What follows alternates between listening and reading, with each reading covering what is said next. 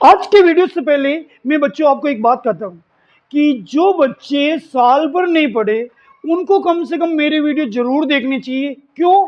क्योंकि बच्चे जब साल भर गणित नहीं पढ़ते ना तो उनको एग्जाम के दिनों में थोड़ी सी कठिनाई होती है। उस कठिनाई को दूर करने के लिए हमें तो देखिए साहब, आज का पहला प्रश्न, 3 मीटर ऊंचे खंबे की परछाई की लंबाई 3 मीटर है, उस समय सूर्य का उन्नयन कोण ज्ञात करो।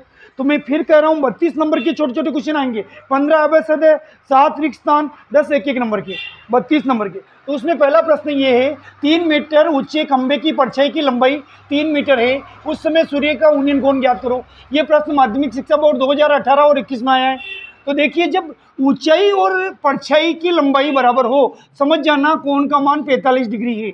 अगर आपको पूरा नहीं भी करना है तो 1 नंबर के प्रश्न में डायरेक्ट आंसर लिख सकते हो आप। क्या करना है, देखिए, एक समकोण त्रिभुज बनाना है, खंबे की ऊंचाई 3 मीटर दे रखी है और उसका रिफ्लेक्शन परछाई पड़ रही 3 मीटर।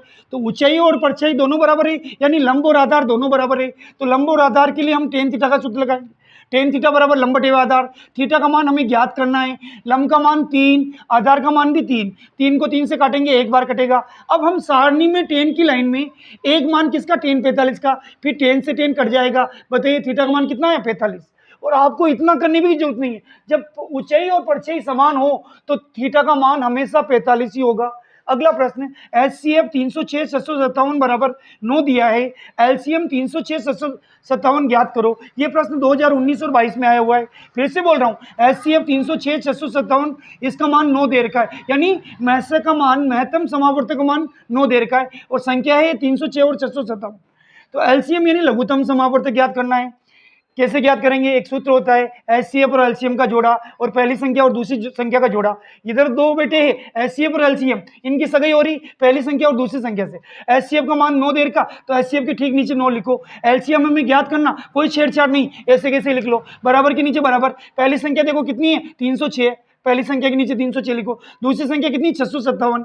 अब हमें क्या करना, एलसीएम के पीछे जो 9 है ना उसको नीचे लाना है। इसको काटेंगे, 9 एकम 9, 9 3 27, 3 बच्चे 36 हो गए, 9 चौक 36, यहाँ 34 और ये 657। इन दोनों को मल्टीप्लाई गुणा करेंगे, 22,338 आएगा। बहुत अच्छा प्रश्न है। अगला प्रश्न चित्र वाला है, और चित्र वाले प्रश्न आ जाए ना तो आपको सबसे पहले करने चाहिए। क्यों? क्योंकि चित्र बनाने से सामने वाला इंप्रेस हो जाता है।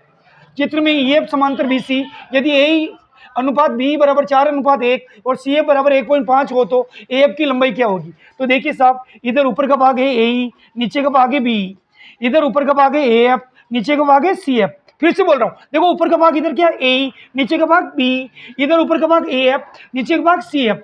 अब देखो ए और बी का अनुपात दे रखा, ए का मान 4, ये पहला मान, बी का मान कितना, 1। अनुपात को, मान को एक की बात है तो इसको हम लिखेंगे 4/1। ए एफ का मान हमें ज्ञात करना, कोई छेड़छाड़ नहीं, ऐसे लिखेंगे। सी एफ का मान दे रखा है साहब 1.5। अब हम क्या करेंगे, वज्र गुणा करेंगे, ए एफ को 1 से गुणा करेंगे, ए एफ ही, 4 को 1.5 से गुणा करेंगे। अब इसका पॉइंट हटाएंगे, पॉइंट हटाएंगे तो नीचे 10 आएगा, 5 के पारे से काटेंगे, 5 तारी 15, 5 दूनी 10, 2 एकम 2, 2 दूनी 4, 2 और 5 के पारे से काटा तो 3 दूनी कितना आ गया, 6। तो ये आपका आंसर आ गया। छोटी छोटी वीडियो इसलिए बना रहे कि बच्चों की एकाग्रता कम होती जा रही है। कृपया इस वीडियो को शेयर करें, पसंद आए तो सब्सक्राइब करें, लाइक करें, और शेयर केवल 10th क्लास के बच्चों को करना है।